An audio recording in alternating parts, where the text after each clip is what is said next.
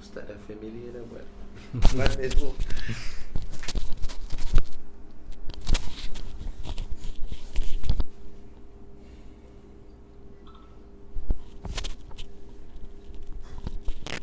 Masuk dah.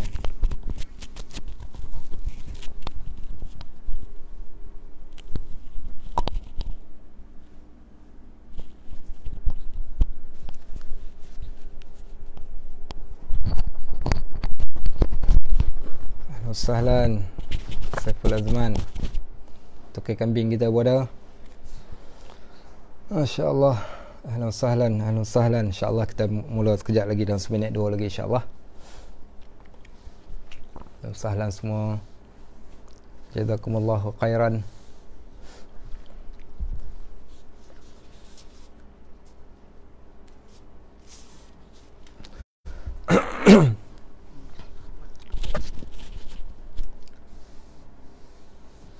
Wan Najib. Terketik kita buat dah.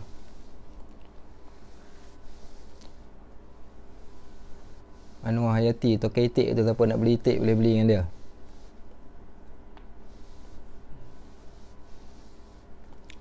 Tak boleh. Pukul 8 lah. Baik. Boleh mula lah. Khabar semua. Makcik Nah, orang Sungai Petani, apa khabar? Pak Abang sihat no? Orang KL, orang Terengganu pun ada, orang Kedah pun ada, orang Kulim. Masya Allah alaik. Ahlan ya Muhammad Ammar.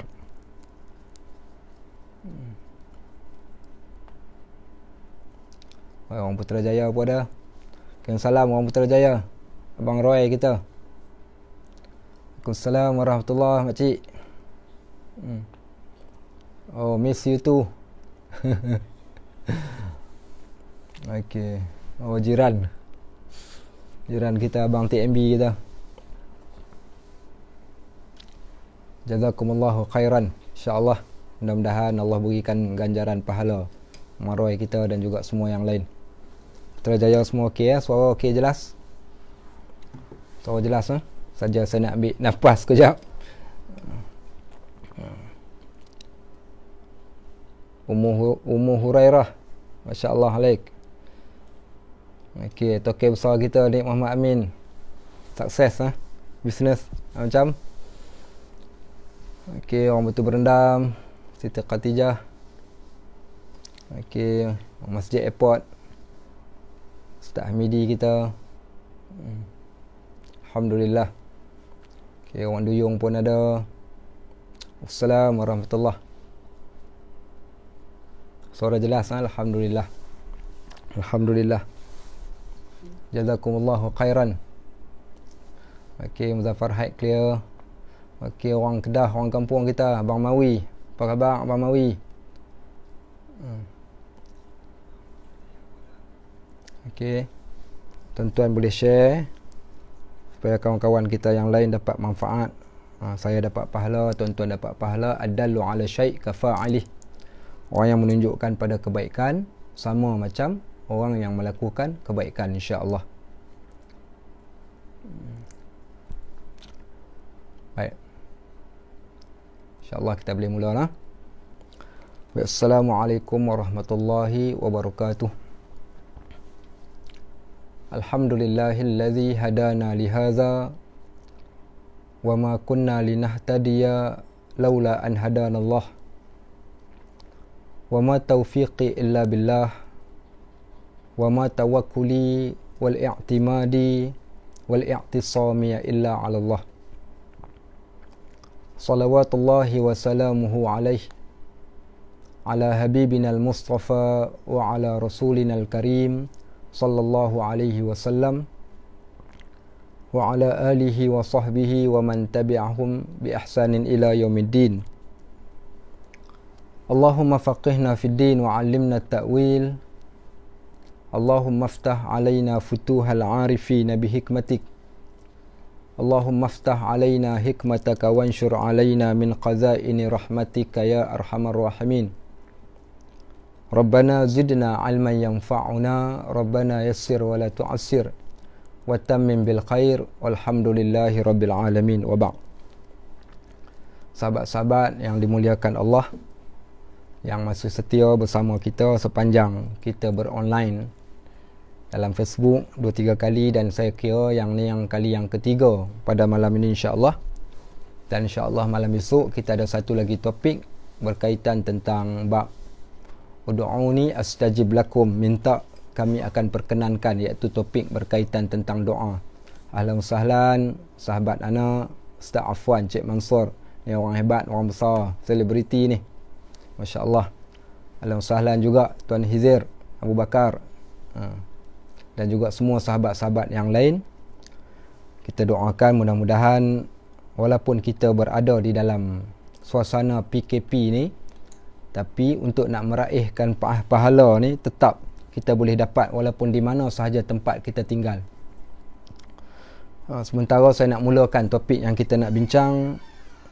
Sepanjang kita duduk kat rumah kita dalam 2-3 minggu ini, apa yang kita buat kat rumah?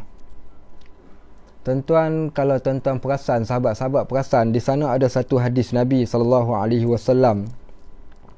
Nabi pesan dekat kita, jangan buat ataupun jangan jadikan rumah ni macam orang Kedah kata kubur. Jangan jadikan rumah kita ni macam kubur. Wala taj'alu buyutakum qubura. Kata Nabi SAW, jangan jadikan rumah kalian kubur.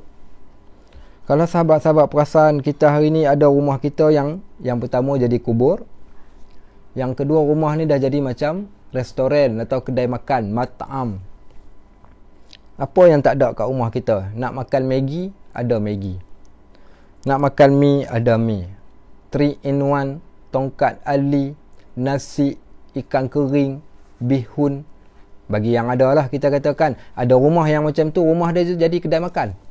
Apa saja yang dia nak makan, dia boleh, tak order pun dia boleh buat, dia boleh capai dengan tangan, dia boleh buka peti air, dia boleh buka almari, dia makan. Itu rumah kedai makan. Ada orang yang rumah dia tu dah jadi macam pawagam. Cerita apa nak tengok? Netflix. Tak cukup Netflix, dia pergi order pula satu lagi apa box, saya pun tak tahu apa nama.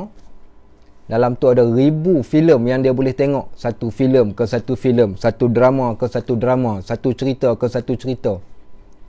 Rumah jadi macam pawagam, pasang sound system. Bukan? Duduk tiap-tiap hari kita duduk layan lagunya, filemnya. Jadi rumah dia jadi rumah pawagam. Ada orang rumah dia ni jadi macam funfair, ataupun kita katakan tempat seronok, ataupun tempat dia hiburkan diri.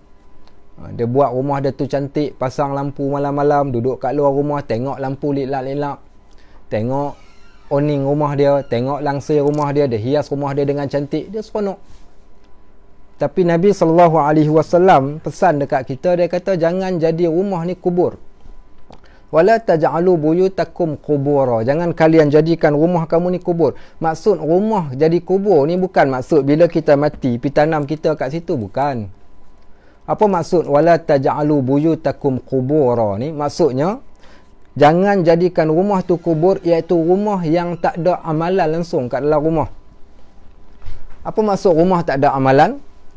Semayang tidak ada dalam rumah tu, Al-Quran tidak ada dalam rumah tu, zikir tidak ada dalam rumah tu, taklim tidak ada dalam rumah tu. Bila hilang 4 perkara ni, maka rumah tu jadi macam kubur. Bukankah kubur ni tempat kita tak boleh beramal? Boleh solat dalam kubur? Tak boleh. Boleh berzikir dalam kubur? Tak boleh. Boleh baca Quran dalam kubur? Tak boleh. Habis tu kita nak jadikan rumah kita macam tu, sedangkan kita boleh buat ketika mana kita hidup ni, kita boleh buat. So Nabi SAW pesan, wala taj'alu buyutakum qubura. Jangan jadikan rumah kamu macam kubur. So apa nak buat? Tak nak jadikan rumah kita sebagai kubur ni, maka faqra'u suratul Baqarah fiha. Baca surah Baqarah kat dalam rumah, salah satunya. Kita ambil dengan bentuk yang lebih luas, maknanya baca Al-Quran kat dalam rumah ni, jadikan tempat yang kita baca Al-Quran. Tak boleh nak baca Al-Quran, kita buat benda yang lain, ilmu-ilmu yang datang daripada Al-Quran. Sama ada zikirnya, tazkirahnya, peringatannya, sekurang-kurangnya tak boleh selalu pun, ambillah satu masa. Ambil satu masa, jadikan rumah kita ni supaya rumah tak jadi kubur, rumah yang sentiasa dibacakan ayat Al-Quran. Sebab tu kalau siapa pernah jumpa hadis pembeza di antara rumah yang usang dengan rumah yang berseri ataupun rumah yang penuh dengan kita katakan ketenangan, adalah pembezanya adalah Al-Quran yang dibacakan di dalam rumah tersebut dengan Al-Quran yang tidak dibacakan. Ada satu kisah berlaku. Seorang sahabat Al-Bara' bin Azib, kalau siapa buka kitab tafsir Ibnu Katsir, kita akan jumpa pada mukadimah surah Al-Baqarah. Al-Bara' bin Azib ni cerita dia satu hari ni dia duduk baca Al-Quran kat dalam rumah dia. Rumah orang Arab ni ada sebahagian berbumbung, sebahagian yang lain tak berbumbung. Jadi dia tidur kat luar rumah dia ni. Sebelah dia ni ada anak dia yang masih kecil. Sebelah anak dia ni ada seekor kuda peliharaan dia. Kuda tunggangan dia. Jadi waktu tu dia tengah baca Al-Quran. Waktu dia tengah baca Al-Quran tu, tiba-tiba kuda dia ni bising, angkat dua-dua belah kaki. Dia berhenti, stop bacaan. Kuda dia pun diam balik. Dia sambung balik baca, kuda dia bising pula. Dia stop balik bacaan, kuda dia diam. Dia sambung balik baca, macam tu juga jadi. Akhirnya dia kata, aku takut kuda tu terpijak anak aku. Akhirnya dia berhenti bacaan. Baik, kemudian dia pun berbaring. Waktu dia berbaring tu, dia pandang ke atas langit. Tentu hadis ni hadis yang sahih. Kalau tuan-tuan buka dan tafsir Ibnu Katsir, kita akan jumpa hadis ni. Dia pandang dekat langit ni, tiba-tiba dia nampak beberapa cahaya kat atas. Akhirnya dia kata cahaya tu pun hilang. Keesokan hari dia tanya Nabi SAW. Ya Rasulullah, sekian aku baca Quran, kuda aku bising. Nabi kata, 5 lam taqra'. Pasal apa hang tak baca sampai habis? Kata Al-Bara' bin Azib, dia kata sebab anak aku ada kat sebelah, aku takut kuda tadi tu terpijak anak aku. Kata Nabi SAW, kalaulah sekiranya engkau teruskan bacaan, kami juga akan dapat lihat cahaya tersebut. Apa dia cahaya tu? Cahaya itu adalah bagaimana ramainya dan banyaknya para malaikat yang turun. Turun dekat mana? Turun dekat di mana-mana tempat, di mana-mana rumah, yang mana di dalam rumah tersebut dibacakan Al-Quran. Yang ni yang kita nak, keberkatan di dalam rumah kita. Terutama kita waktu ketika mana tengah PKP sekarang ni kan, maka Al-Quran di antara sebaik-baik benda yang kita baca. Tak boleh baca banyak, baca sedikit. Baik muslimin, muslimat, sahabat-sahabat yang dirahmati Allah.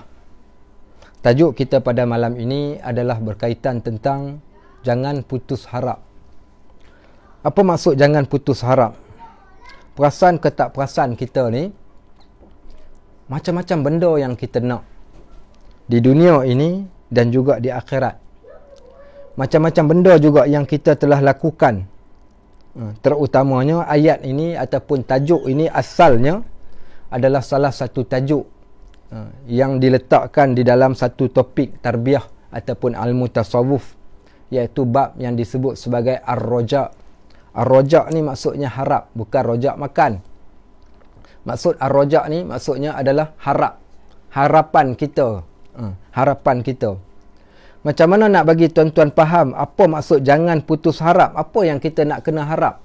Tuan-tuan, kita adalah hamba. Kata Allah Subhanahu wa taala di dalam Al-Quran, antumul fuqara'u ilallah wallahu huwal ghani. Manusia, kamu fakir. Makna fakir ni kita tak dapat tidak kita memerlukan orang yang lain untuk bantu kita. Bahkan kita katakan kita nak duduk kat dalam rumah tanpa keluar pergi beli barang pun tak boleh, kita berhajat pada orang yang lain.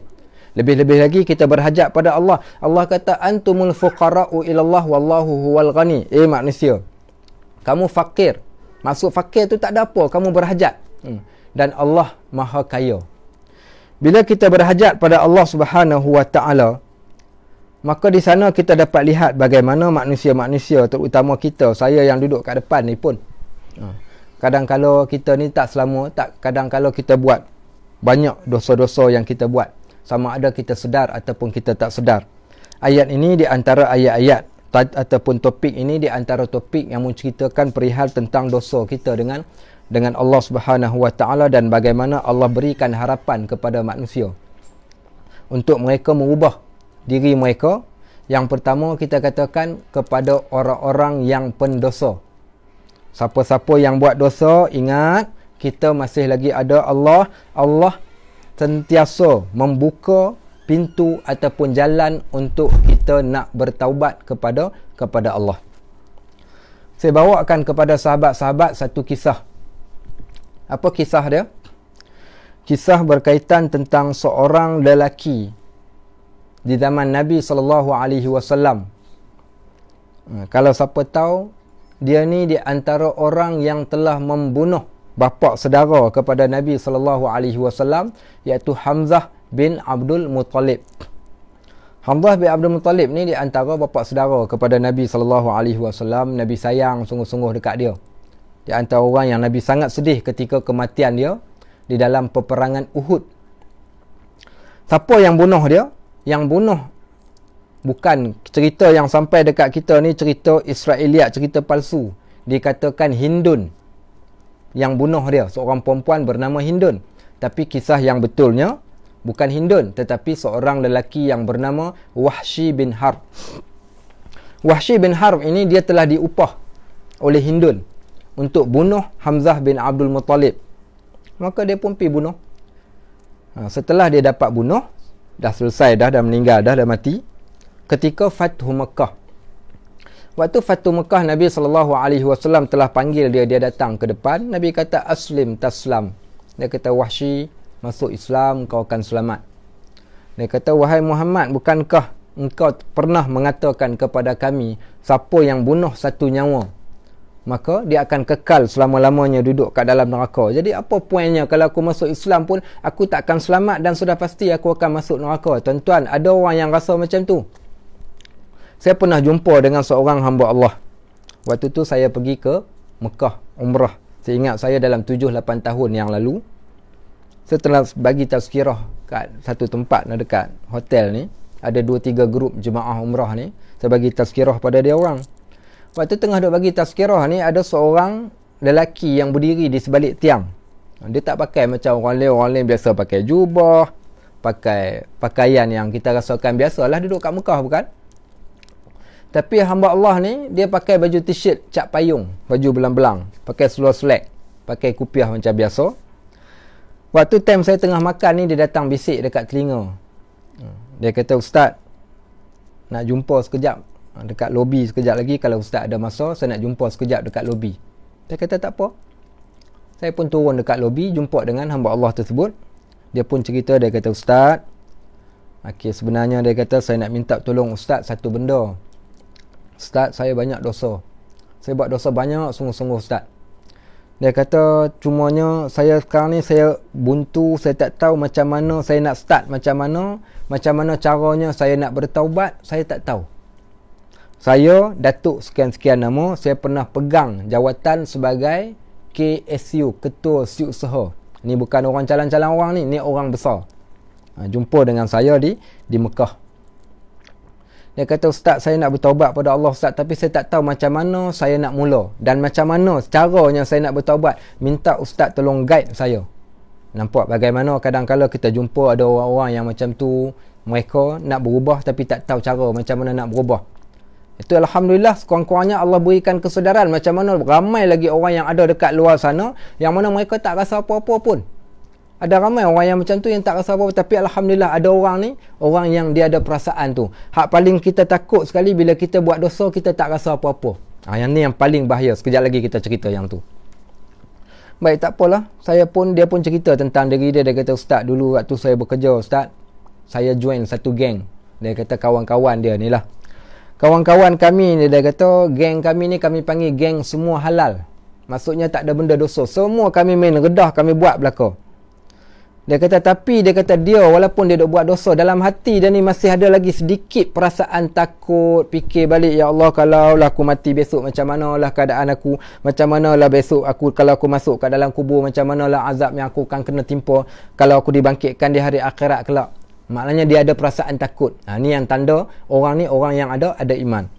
Dia kata, dalam ramai-ramai kami ada seorang kawan kami, dia kata, kawan kami ni siap sampai dia sebut, dia kata, aku ni besok, dia kata, kalau aku mati, aku ingat aku nak minta nak masuk dalam neraka lah kot. Dia berani ni kawan ni. Apa dia kata? Aku besok kalau aku mati, aku nak masuk neraka. Tahu tak pasal apa dia cakap macam tu?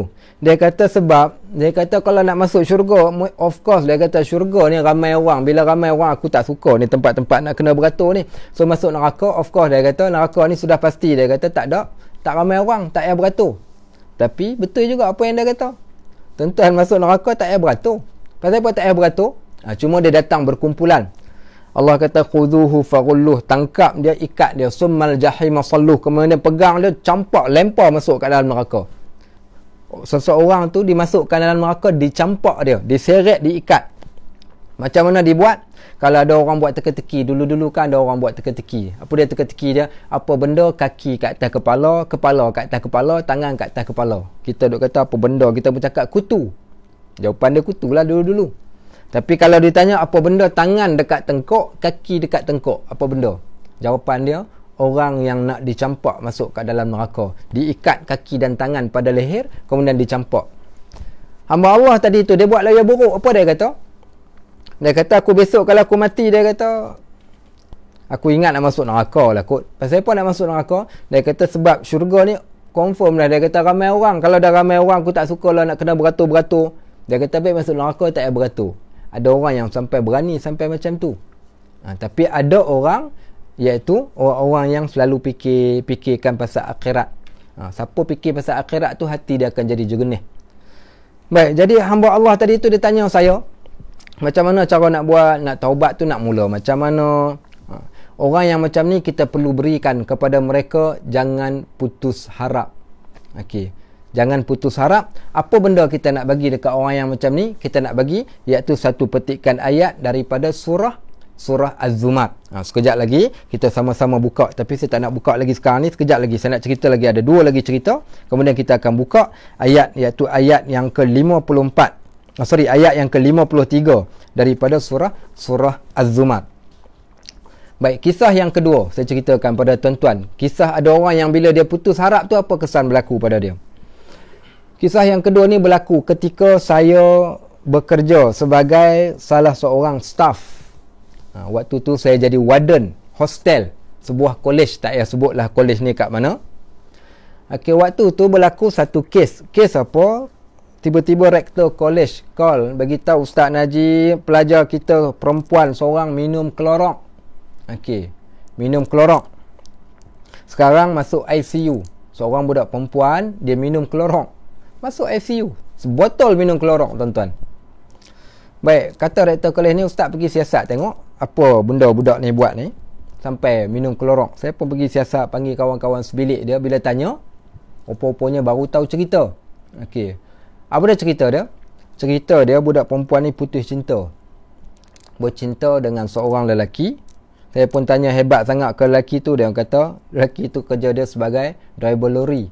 Tapi dia frust bila mengetahui lelaki tu suami orang. Akhirnya tension, balik ke rumah, minum klorok 1 botol. Masuk ke hospital, saya pun pergi cek. Bila pergi cek kat hospital tu, tengok waktu tu dia dah dikeluarkan daripada ward ICU ni. Pergi ziarah. Saya kata pada dia, engkau bagus. Kenapa bagus? Sebab engkau orang lain bersihkan diri dengan bertaubat. Engkau bersihkan diri minum klorok. Cerah masa depan. Okey. Saya kata lepas ni tak ada buat lagi lah. Ada orang yang sampai macam tu, tuan-tuan. Pasal apa dia boleh pergi minum klorok? Sebab dia rasa hidup ni tak ada arti bagi dia. Bagi dia hidup ni tak ada apa-apa. Hidup sekadar hidup. Kalaulah hidup sekadar hidup, tuan-tuan, samalah kita macam sebagaimana kata Buya Hamka. Tuan-tuan pernah dengar tak? Satu kata-kata Buya Hamka. Saya pernah waktu baca khutbah saya sebut benda ni. Akhirnya ada tempat tu dia terasa, dia marah kat saya, Ustaz boleh tak kalau lain kali nak baca khutbah jangan sebut kat atas mimbar. Bukan saya sebut kata-kata ni bukan datang daripada mulut saya, tapi Pak Hamka, Buya Hamka. Tuan-tuan pernah dengar Buya Hamka? Kata Pak Hamka, dia kata, tuan-tuan, kalau hidup ni hanyalah sekadar hidup, kalau hidup kita ni hanya sekadar hidup, apa bezanya kamu dengan babi kat hutan? Kalau hidup hanya sekadar hidup, apa bezanya kamu dengan babi di hutan? Ada beza ke tak kita dengan babi kat hutan? Tak ada beza kalau hidup sekadar hidup. Kita hari ni makan, apa babi kat hutan tak makan? Kita hari ni keluar cari rezeki, apa babi kat hutan tak keluar cari rezeki? Kita hari ni kita ajar anak-anak kita macam mana cara nak hidup dekat dunia, kat bumi ni. Apa babi kat hutan dia tak ajar anak-anak dia? Bukan kata babi, beruk pun. Maaf cakap kasar bunyinya bukan.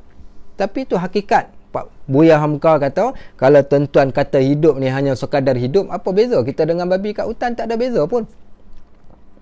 Allah Subhanahu wa ta'ala tanya pada kita di dalam Al-Quran, afa hasibtum annama khalaqnakum abasan wa annakum ilaina la turja'un?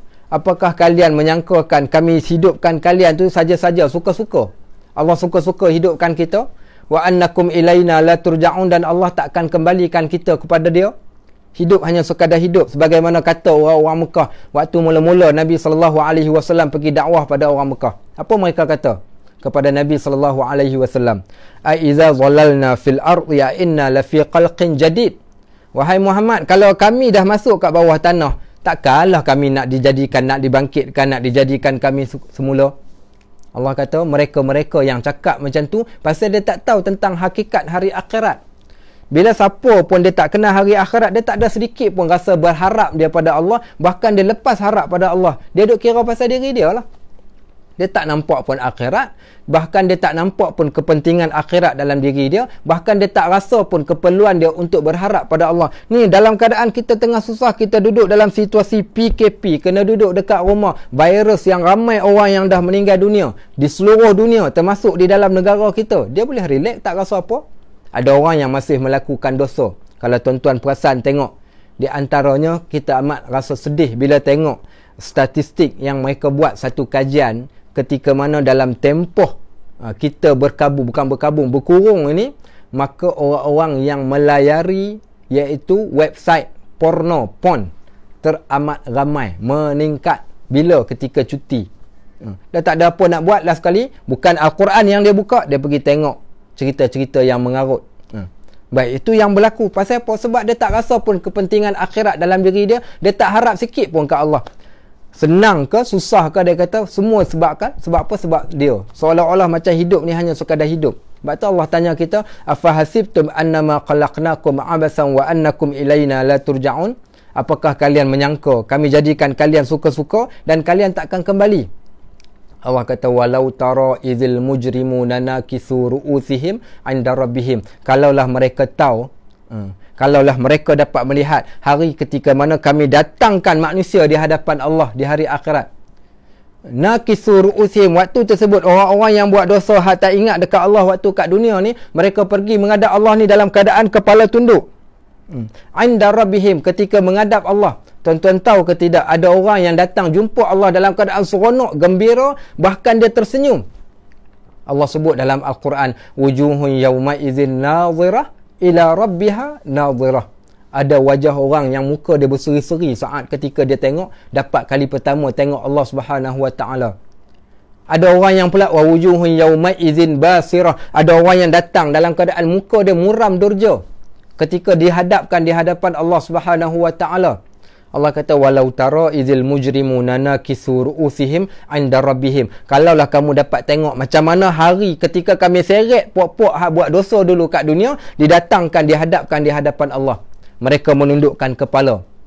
Apa mereka akan kata? Dulu dekat dunia tak gatai nak bentak doa, tak nak berdoa. Waktu sampai dekat akhirat, waktu tu baru mereka tahu. Waktu tu barulah mula start nak minta. Minta apa? Rabbana absarna wa sami'na farji'na na'mal salihan inna muqinun. Tuhan kami telah tengok, hari ni kami tengok betul-betul neraka. Wa sami'na, kami dah dengar sungguh-sungguh dah ni.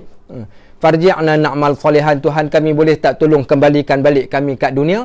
Inna muqinun, kami nak buat amal soleh kerana hari ni kami betul-betul yakin. Kami betul-betul yakin. Apa lagi berlaku? Ada orang saat ketika mana, kalau tuan-tuan perhati dalam Al-Quran, kisah bagaimana setelah seorang hamba Allah ni, dia dah mati saja, tup-tup dah mati saja.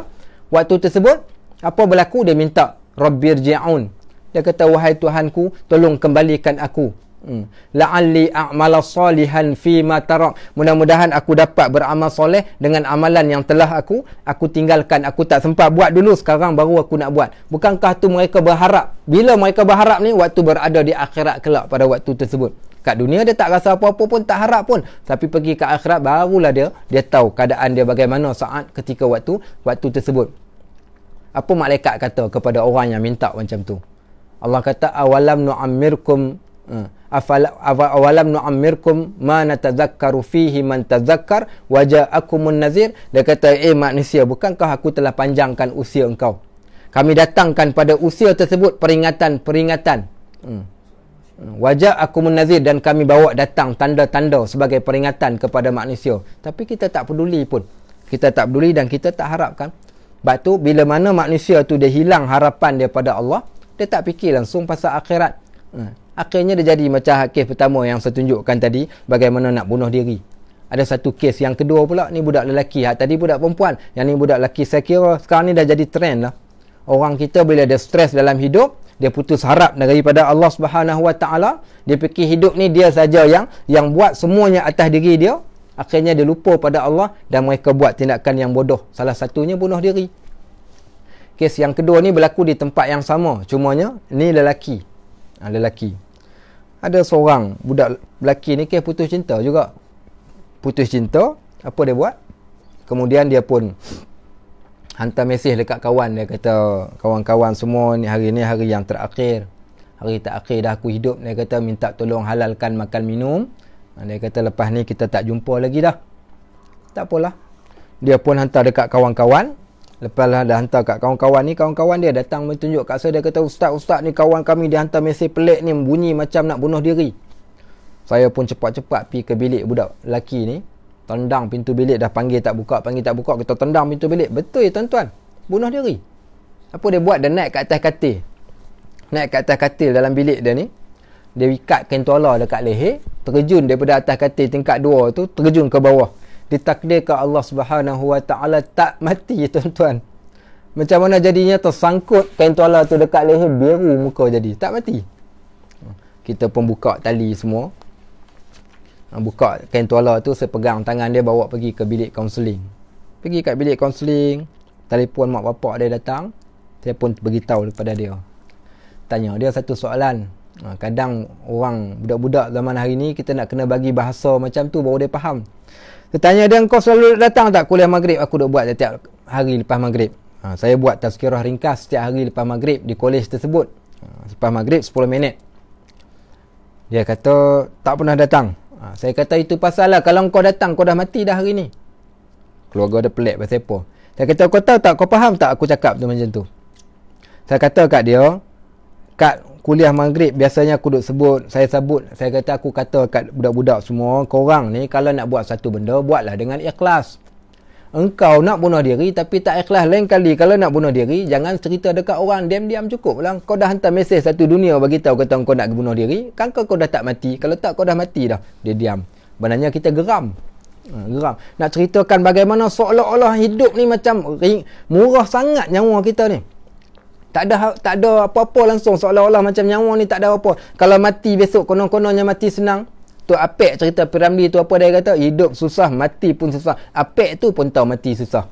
Ini kan pula kita bagaimana keadaan kehidupan kita selepas daripada kematian. Takkah kita nak harapkan pada Allah Subhanahu Wa Taala? Maka ayat ini di antara ayat.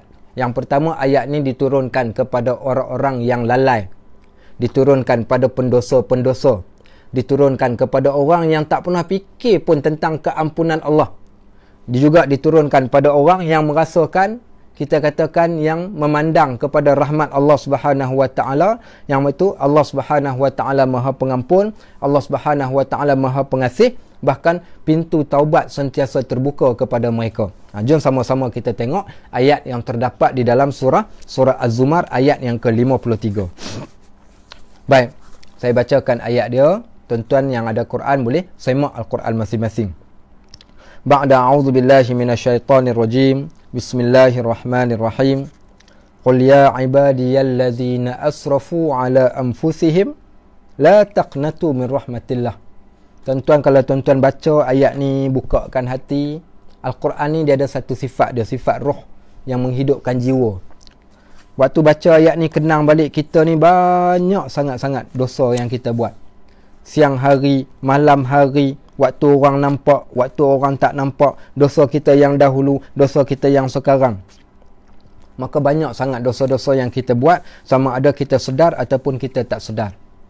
Baik, dalam ayat ini Allah kata, Qul, katakan wahai Muhammad, ya ibadi, kepada hamba-hambaku. Ayat ni ayat yang amat lembut. Tuhan mana? Kalau kita nak cari Tuhan Allah ni yang penuh dengan sifat Ar-Rahman Ar-Rahim, Allahu Arhamar Rahimin. Buat dosa pun Allah ampunkan lagi dosa. Nak tengok kat mana rahmat Allah Subhanahu Wa Taala ni supaya kita bergantung dan jangan kita putus harap daripada rahmat Allah. Saya ceritakan kepada tuan-tuan. ada satu kisah. Satu kisah ni berlaku di dalam satu peperangan, iaitu peperangan Hunain. Ketika peperangan Hunain ini berlaku waktu tu, Nabi SAW setelah menang di dalam peperangan tersebut, dikumpulkan para tawanan perang. Dikumpulkan di satu tempat.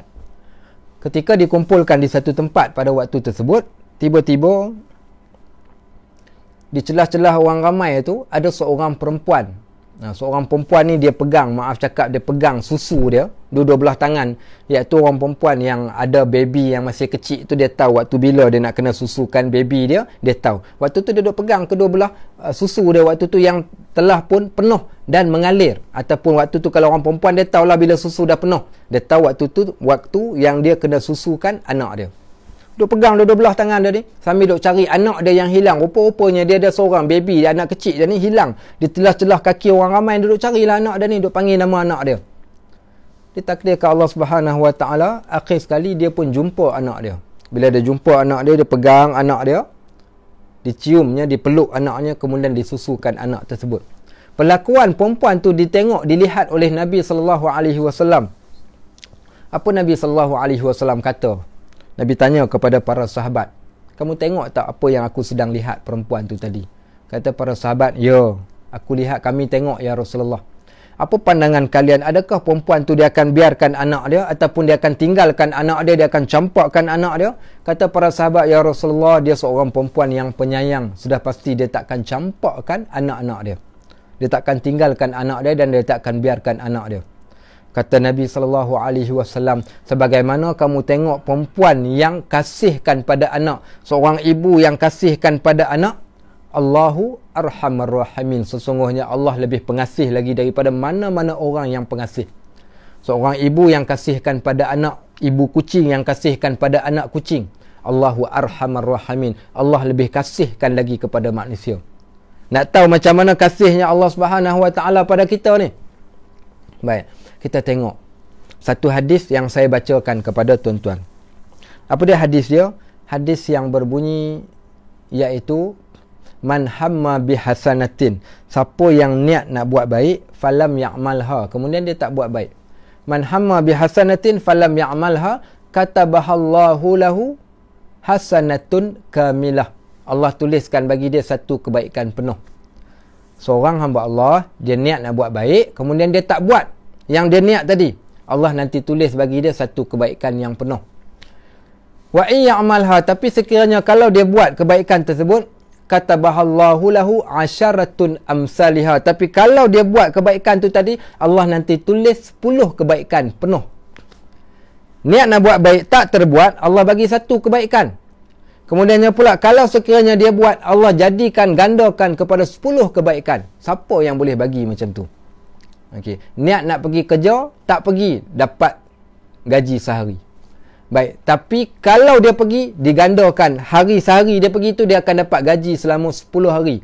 Bos mana boleh bagi tuan-tuan? Tak ada bos yang boleh buat macam tu, melainkan Allah Subhanahu Wa Taala. Baik, Nabi SAW sambung lagi. Nabi kata, man hamma bisayyi'atin, siapa yang niat nak buat benda yang dosa. Ada orang yang dia niat nak buat benda yang tak elok, falam ya'malha, kemudian dia tak buat dosa tersebut. Dia niat dah nak buat jahat ni, tapi dia tak buat. Katabahallahu lahu hasanatun kamilah, Allah tulis bagi dia tu satu kebaikan penuh. Fa in ya'malha, tapi kalau sekiranya dia buat, katabahallahu lahu sayyi'atun mislaha, kalau dia buat, Allah tuliskan satu kejahatan. Tentu dapat tangkap tak apa yang saya cerita ni? Okey, saya cerita lagi, satu lagi dengar elok. Seorang hamba Allah niat nak buat baik. Okey, seorang hamba Allah niat nak buat baik, kemudian dia tak buat, Allah tulis bagi dia satu kebaikan. Kalau dia buat, dia dapat 10. Seorang hamba Allah ni pula niat nak buat jahat, tiba-tiba dia tak buat jahat yang dia niat nak buat tu tadi, Allah berikan pada dia satu kebaikan. Kalau sekiranya dia buat, Allah tuliskan bagi dia satu kejahatan sahaja. Adil tak adil? Kalau kita nak sembang bab adil kat sini, nampak macam tak adil lah, bukan? Tapi sebenarnya itu bukan soal adil tak adil, tapi soalnya Allahu Arhamar Rahimin, sesungguhnya Allah amat pengasih, Allah amat penyayang. Di situlah letaknya sayangnya Allah dekat hamba-hamba ni. Kita buat dosa tuan-tuan, tak semayang subuh, bangun pagi kena roti canai 2 biji, teh tarik, tongkat ali, 3 in 1, tak tercekik, tak mati pun. Baik. Tak semayang dah berapa puluh tahun dah kita tak semayang.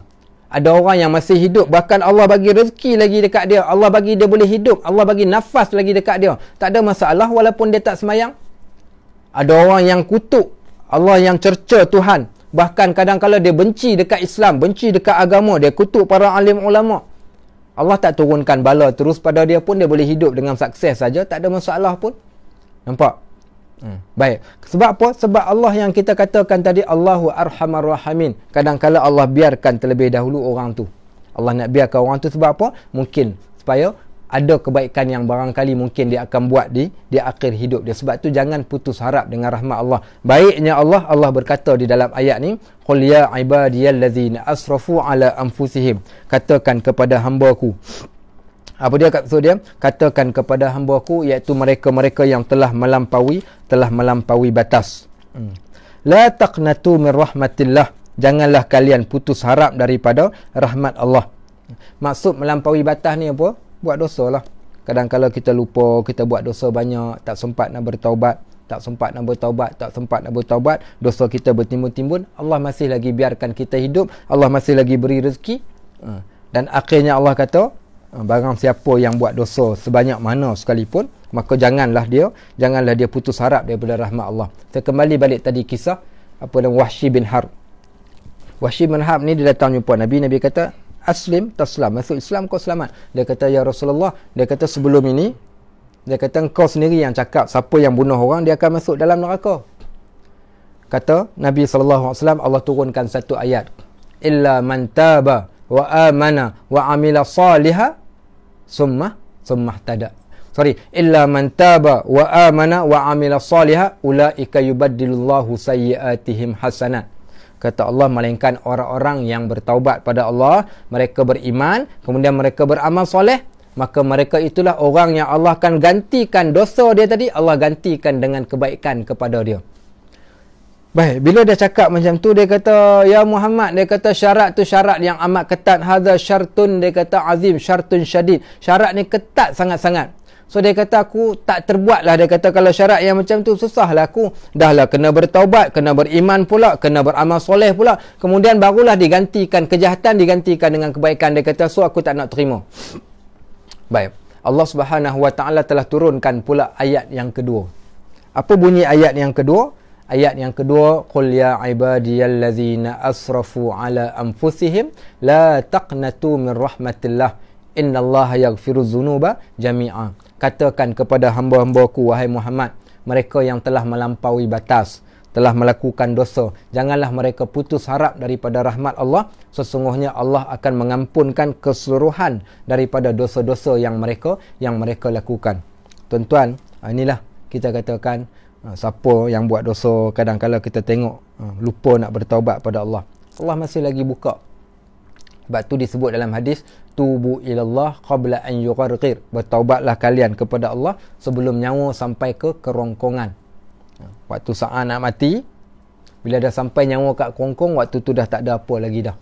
Sebab tu sementara masih lagi boleh, ruang pintu taubat masih terbuka, bertaubatlah kita kepada Allah Subhanahu Wa Taala. Ya, betul. Ayat yang ke-53 daripada surah Az-Zumar. Ayat ni di antara ayat-ayat yang menunjukkan bagaimana keperluan kita untuk sentiasa meletakkan harapan yang tinggi kepada Allah Subhanahu Wa Taala supaya Allah ampunkan dosa-dosa kita. Begitu juga di sana tentang setiap benda yang berlaku di dalam kehidupan. Ada orang yang kadang-kadang dia rasa dia ni dah tak ada apa-apa. Kenapa kita rasa macam tu? Rasa tak berharap langsung dekat Allah. Sampaikan ada orang yang dia ni tak tahu nak doa apa pun tak tahu. Ada seorang hamba Allah ni datang jumpa saya. Dia kata, Ustaz, boleh tak Ustaz tolong tuliskan doa-doa lah yang Ustaz duk baca? Saya kata, bacalah doa apa pun tak apa, mintalah ke Allah. Kan Allah suruh kita minta. Dia kata, saya tak tahu nak minta apa. Dia kata, Ustaz. Tuan-tuan, ada orang yang sampai ke satu tahap, dia tak tahu pun apa yang dia nak minta dekat Allah. Kenapa orang tu jadi macam tu? Saya kira orang tu sebab apa dia tak tahu nak minta. Yang pertama, dia ingat yang benda yang dia nak minta tu benda yang dia tak ada. Contoh, dia kata dia nak minta sihat. Nak minta sihat buat apa? Dia kata, aku sihat lagi. Baru buat medical check up masih sihat. Nak minta rezeki, dia rasa rezeki yang dia dapat tu dah cukup. Nak minta suami, dia dah ada suami. Nak minta isteri, dia ada isteri. Nak minta anak-anak, dia dah ada anak-anak. Last kali dia tak pernah minta apa pun pada Allah. Okey, baik. So, bila dia dah sampai, saya kata kalau dah sampai tak tahu nak minta apa, minta yang ni sajalah. Saya kata minta apa? Minta wahai batu belah, batu bertangkup, engkau telan sajalah aku. Itu dah sampai dah ke satu tahap. Sampai kalau dah tak tahu lagi dah nak minta apa, tuan-tuan. Muslimin dan muslimat rahimakumullah, sahabat-sahabat yang dirahmati Allah Subhanahu wa taala sekalian, maka kenapa punca manusia tak indah pada Allah? Satu sebab. Ibnu Athaillah As-Sakandari disebut dalam kitab dia, min alamatil i'timadu 'alal amal nuhsanur raja' 'inda wujudiz zalal. Di antara tanda-tanda seseorang itu berpegang dengan diri dia, berpegang dengan amalan dia, bila berlaku sesuatu perkara dia akan rasa down yang teramat. Contoh, kita tanam buat sawah padi. Orang yang buat bendang, buat sawah padi, dia tahulah cari benih yang baik, kemudian dia pergi tanam, bajak sawah, buh baja, siram air, semua dah cukup. Ditakdirkan Allah, tiba-tiba berlaku sesuatu musibah, terbakar, datang banjir. Apa berlaku kat orang tu? Waktu tu dia akan jadi down yang teramat. Dia akan jatuh terjelepuk. Dia akan marah silat-silat hari bulan. Dia akan maki Allah. Sebab apa? Sebab dia rasa dialah yang boleh createkan hidup dia ni. Bukan Allah yang menentukan. Bukan Allah yang memberi rezeki, tapi dialah yang buat rezeki untuk diri dia sendiri. Ini di antara punca manusia tidak berharap pada Allah ni bila dia rasa diri dia tu hebat. Disebabkan itu, satu hari Nabi SAW pernah sebut kepada para sahabat. Apa kata Nabi? Kata Nabi SAW, lan yadkhulanna ahadukumul jannah bi'amalikum. Kamu takkan masuk syurga dengan amal perbuatan kalian. Kalian takkan masuk syurga dengan amal perbuatan kalian. Sahabat tanya, wala anta ya Rasulullah, engkau pun ya Rasulullah, engkau takkan masuk syurga dengan amal engkau? Kata Nabi SAW, wala ana, aku pun takkan masuk syurga dengan amalan aku. Tuan-tuan, macam mana nak faham hadis ni? Oh, susahlah kita.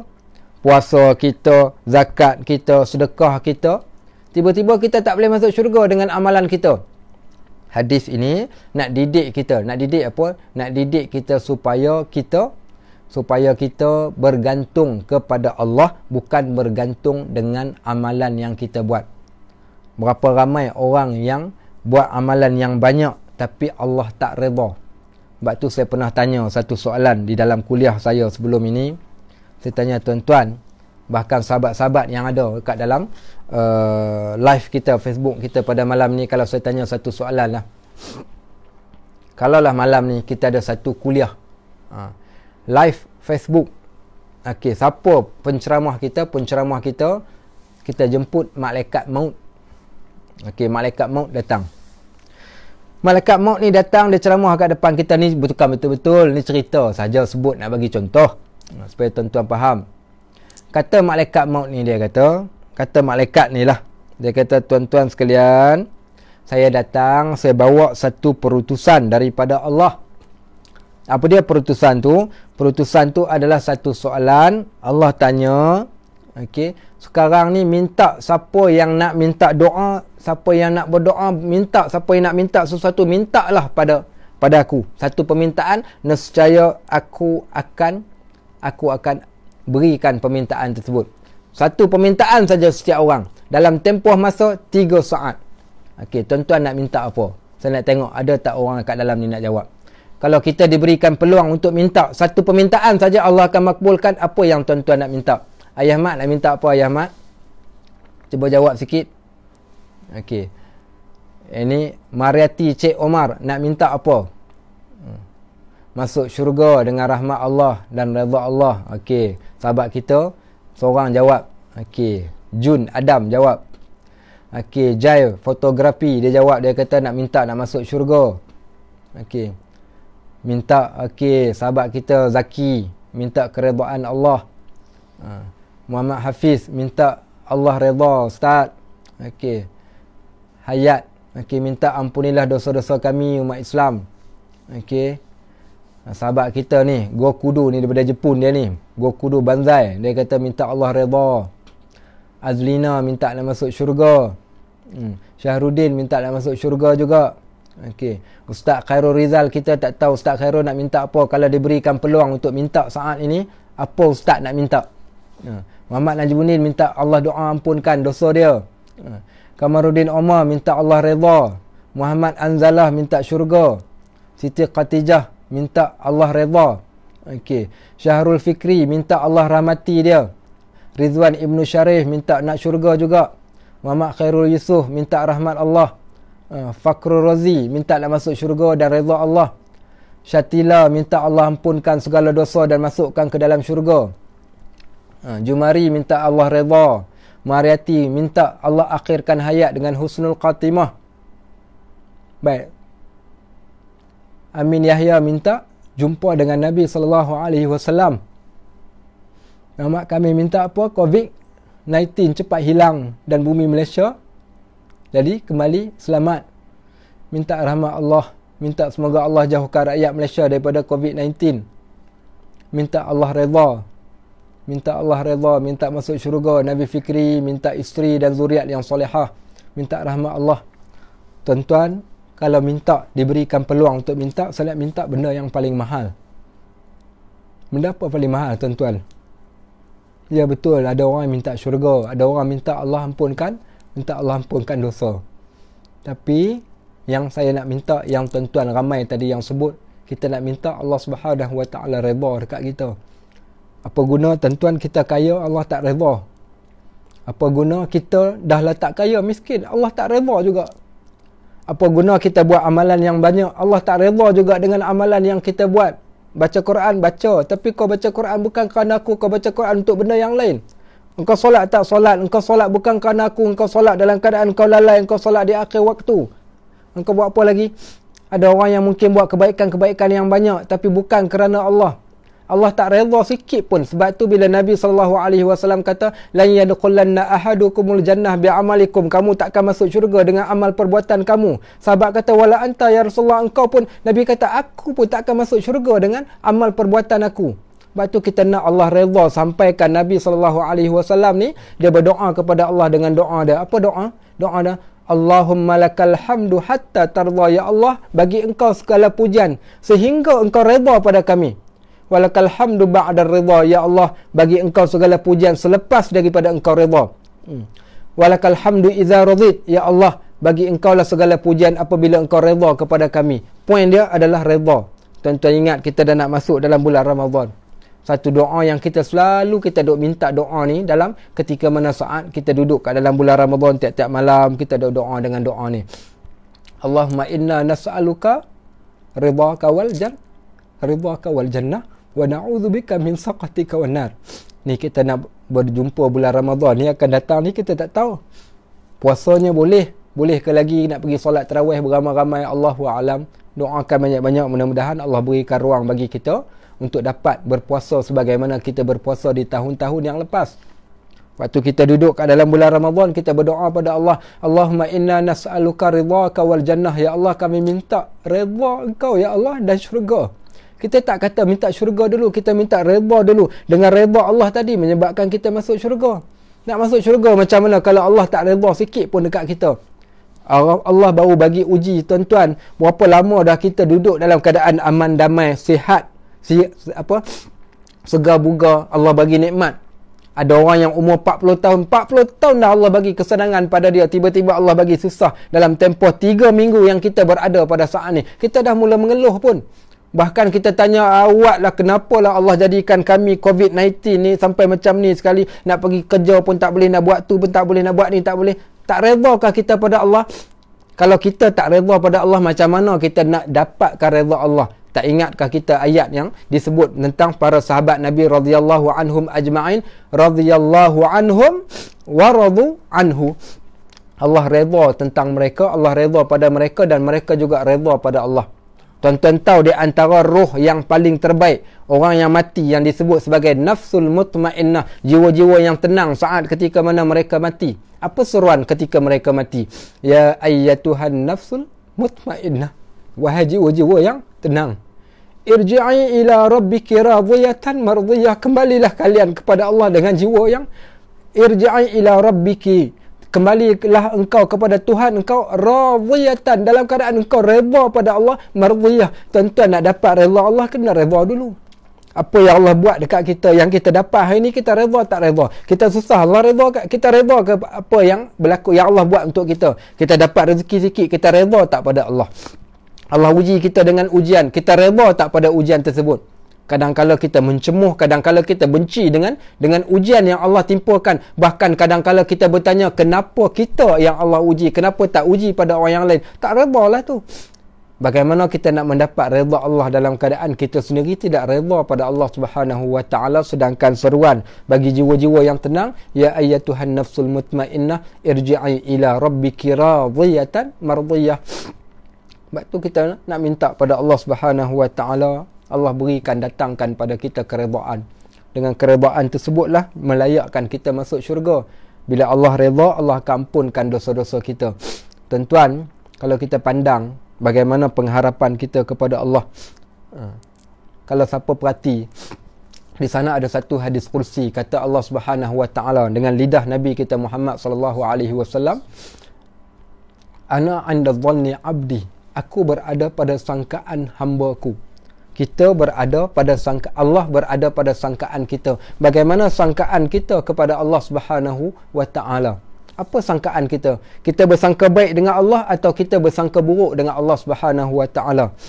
Seorang yang bersangka baik dengan Allah diceritakan, kalau tuan-tuan baca di dalam kitab Syama'il Muhammadiyah, diceritakan tentang hamba Allah yang dia masuk neraka. La samahallah, mudah-mudahan Allah masukkan kita semua kat dalam syurga. Dia masuk neraka. Orang yang Islam ni, kalau dia masuk neraka, dia akan dikembalikan balik tak ke syurga? Ya, setelah dijatuhkan hukuman, mereka akan dikembalikan balik ke syurga.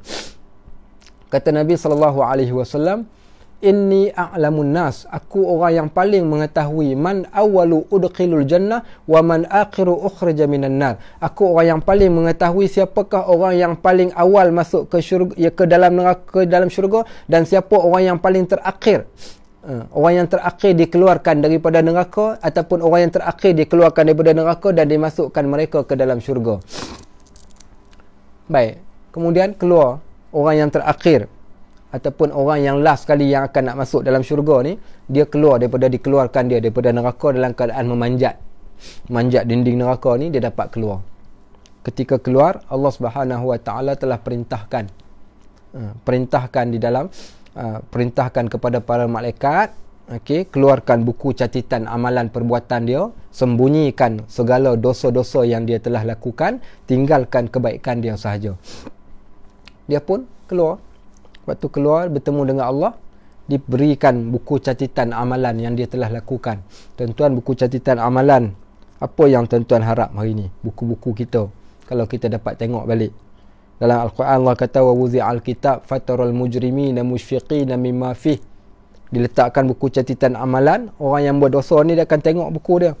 Wa yaqul, waktu dia tengok buku dia tu, apa dia kata? Ya wailatana ma li hadzal kitab, ya Allah, buku apa ni ya Allah? Tak percaya kita buku, bila kita tengok sendiri buku tu kat depan mata kita, kita akan kata, ya wailatana ma li hadzal kitab, ya Allah, celakalah kami, buku apa ni yang ada kat depan kami? La yughadiru saghiratan wala kabiratan illa ahsaha. Allah tak tinggalkan daripada benda yang besar sampai kepada benda yang kecil, semua Allah kira. Satu-satu Allah kira. Hamba Allah ni tadi yang telah dikeluarkan daripada neraka, diberikan buku catatan amalan pada dia. Pegang buku tu.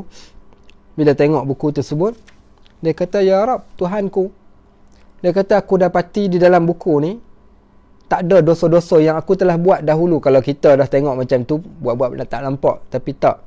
Hamba Allah ni dia tanya, ya Rab, dia kata, Tuhanku, aku dapati dalam buku catatan yang aku dapat ni, dia kata, tak ada dosa. Dulunya aku buat dosa, ya Allah. Dia kata, tapi kenapa telah dihilangkan? Kata Allah Subhanahu wa taala, aku telah ampunkan segala dosa-dosa engkau, wahai hamba aku. Baik, tak apa. Sekarang Allah kata, kau masuklah engkau ke dalam syurga. Masuklah dia dalam syurga.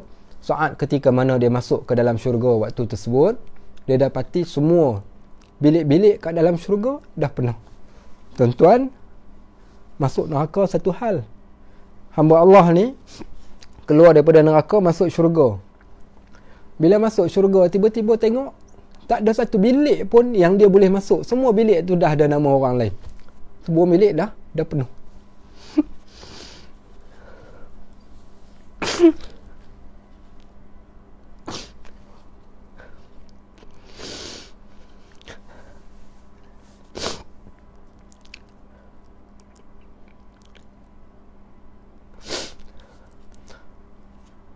Allahumma inna nas'alukal jannatil ula, ya Allah, berikan syurga pada kami, ya Allah. Hamba Allah ni masuk dalam syurga. Masuk syurga, tengok tempat tak ada. Tempat semua dah penuh. Semua bilik-bilik dalam syurga ni dah penuh. Dia keluar balik daripada syurga.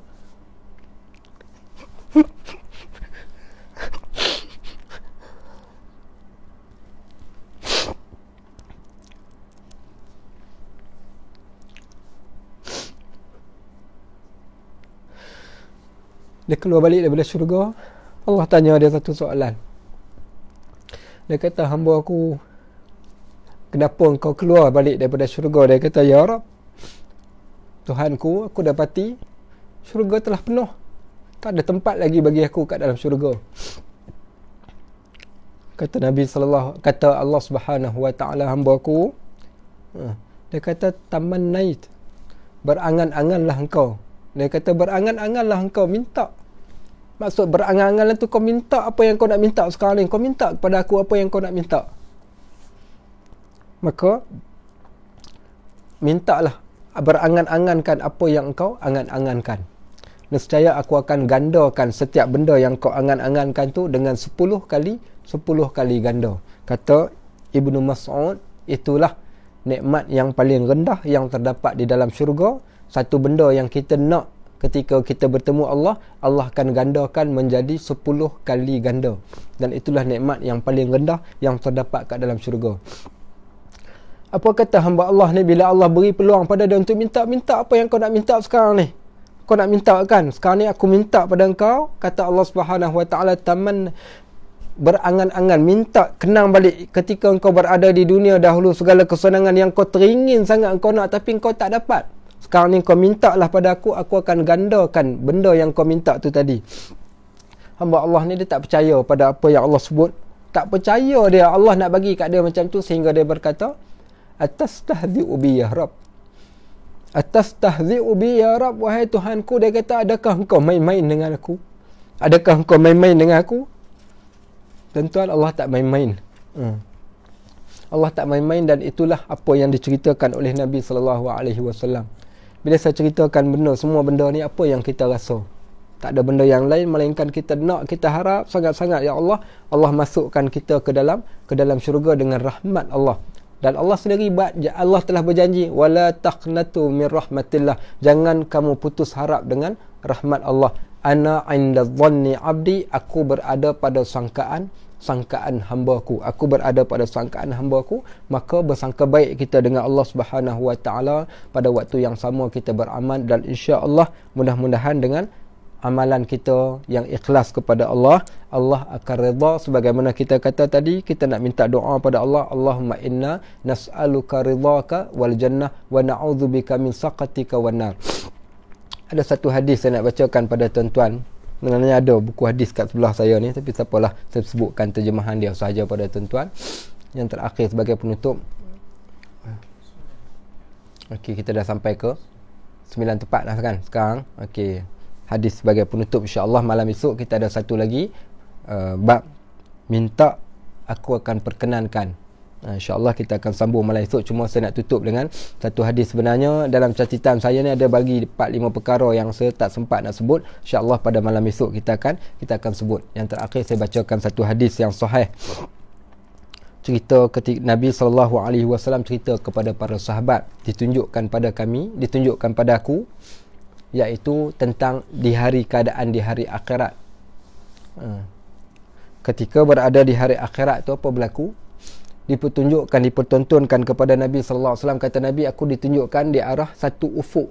Satu ufuk ni satu arah.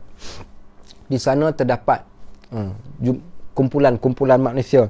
Aku dapati ada Nabi yang tidak ada pengikut, dia dimasukkan ke dalam syurga. ada Nabi yang ada 3 pengikut. Okey. Maka dia masuk syurga dengan 3 pengikutnya. Ada Nabi yang ada 10 pengikut. Tiba-tiba aku lihat di satu ufuk ada satu kumpulan manusia yang ramai, dan aku sangkakan mungkin itu adalah umat aku. Tiba-tiba dikatakan pada aku, wahai Muhammad, itu adalah umat Nabi Musa alaihissalam. Ditunjukkan kepada aku di arah satu ufuk yang lain, saya sebutkan mafhum dia. Maka Nabi SAW pun pandang ke tempat tersebut. Akhirnya dikatakan kepada Nabi SAW, wahai Muhammad, itulah umatmu dan jumlah mereka adalah 70,000 orang yang mereka akan masuk syurga tanpa hisap. Bila tuan-tuan dengar hadis yang saya sebutkan secara terjemahan ni ataupun mafhumnya ni, Allah tunjukkan kepada Nabi SAW kita akan masuk syurga, ataupun umat Nabi SAW akan masuk syurga seramai 70,000 orang. Apa yang tuan-tuan rasa? Saya satu saja yang saya rasa, kita daripada 70,000 tu ataupun tak? Tuan-tuan rasa kita boleh masuk di dalam 70,000 tu ataupun tak? Okey. So kat sinilah kita nak gunakan ayat tadi, wala taqnatu min rahmatillah. Waktu Nabi SAW cerita tu, ada seorang sahabat, nama sahabat ini Uqashah. Datang seorang sahabat jumpa Nabi, ya Rasulullah, tolong doakan kami, Allahumma ja'alna minhum, jadikan kami di antara 70,000 tersebut. Kemudian kata Nabi SAW, sabaqakum Uqashah telah mendahului kalian. Nabi SAW telah doakan pada Uqashah, Allahumma ja'alhu minhum, ya Allah, jadikanlah dia di antara 70,000 tersebut. Apa kita nak buat dengan hadis ini? Kita beramal dengan ayat Quran yang kita baca tadi, wala taqnatu min rahmatillah, jangan kamu putus harap dengan rahmat Allah, sebagaimana kata Umar Al-Khattab, launada munadin yaumal qiyamah, kalaulah di hari kiamat kelak dipanggil dengan satu seruan, kullun nas yadkhulunal jannah illa wahidan, semua orang masuk ke dalam syurga melainkan seorang saja yang pergi ke neraka. La aqiftu an akuna wahidan, aku takut kalau aku yang seorang tu tadi. Baik, launada munadin yaumal qiyamah, kalau dipanggil pada hari kiamat kelak ke semua orang, kullun nas yadkhulunan nar illa wahidan, semua manusia masuk ke dalam neraka melainkan seorang pergi ke syurga. La rajautu an akuna wahidan, sesungguhnya aku masih lagi berharap yang aku adalah orang yang satu tersebut. So point dia nak gambarkan di sini iaitu jangan putus harap dengan rahmat Allah Subhanahu Wa Taala. Allah telah janjikan kepada kita, maka orang yang tidak putus dengan rahmat, dengan berharap kepada Allah, sudah pasti Allah akan berikan. Nas'alullahi an yaj'alana aw an yajma'ana fil jannah. Kita minta mudah-mudahan Allah kumpulkan kita semua di dalam syurga. Allahumma inna nas'alukal jannah wa na'udzubika min saqatika wan nar. Ya Allah, kami memohon kepada Engkau masukkan kami semua di dalam syurga-Mu ya Allah, dan kami minta berlindung daripada api neraka. Allahumma inna nas'aluka ridhaka wal jannah. Ya Allah, kami pohon redha Engkau ya Allah, dan kami juga pohon redha. Allahumma lakal hamdu hatta tardha. Ya Allah, kami puji Engkau ya Allah sampailah Engkau redha pada kami.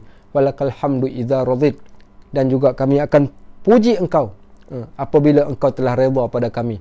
Walakal hamdu ba'da redha, kami tetap akan puji Engkau walaupun selepas daripada Engkau redha. Dan kami, jadikan kami di antara orang yang mengucapkan perkataan ini di hadapan-Mu ya Allah. Alhamdulillahillazi hadana lihadza wa ma kunna linahtadiya laula an hadanallah. Waktu semua manusia yang masuk syurga nak dimasukkan ke dalam syurga, waktu tu kita berdiri, mereka akan nampak dah syurga daripada jauh ni. Disebut para malaikat kata, tilkumul jannah, itulah syurga yang kamu nak akan masuk. Uristumuha, yang diwariskan pada kamu, sekejap lagi kamu akan masuk. Kata mereka, penghuni-penghuni syurga yang bakal masuk, alhamdulillahillazi hadana lihaza, segala puji bagi Allah yang telah menunjukkan pada kami jalan ini. Tak ada nikmat yang paling besar Allah berikan pada kita melainkan nikmat Islam. Maka perbetulkan tauhid kita, akidah kita, supaya kita dapat masuk syurga tanpa hisab. ikutlah sunnah Nabi SAW, beramallah dengan Al-Quran.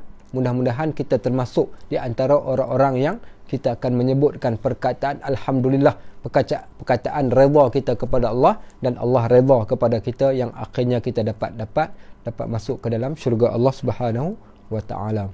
Saya kira cukup sekadar itu, sebagaimana janji kita sampai sekadar pukul 9 malam. Saya kira ni mungkin dah lebih, dah pukul apa? 9.05 minit, dah terlebih 5 minit. Saya mohon maaf kalau saya terambil masa-masa sahabat-sahabat sekalian. Juga mungkin kesilapan yang saya tersebut, sama ada fakta ataupun sesuatu benda yang saya tersebut kat dalam ni. Kalau salah, saya pohon maaf dan pohon diperbetulkan. Yang baik datang daripada Allah Subhanahu wa ta'ala, yang kurang itu datang daripada diri saya sendiri. Dan mudah-mudahan Allah Subhanahu wa ta'ala akan rahmati kita, Allah berikan pada kita al-afiyah. Allahumma inna nas'aluka al-afiyah fid dini wad dunya wal akhirah. Subhanakallahumma wa bihamdik, asyhadu an la ilaha illa ant, astaghfiruka wa atubu ilaik. Wa sallallahu ala Muhammadin wa ala alihi wa sahbihi wa sallam. Walhamdulillahi rabbil alamin.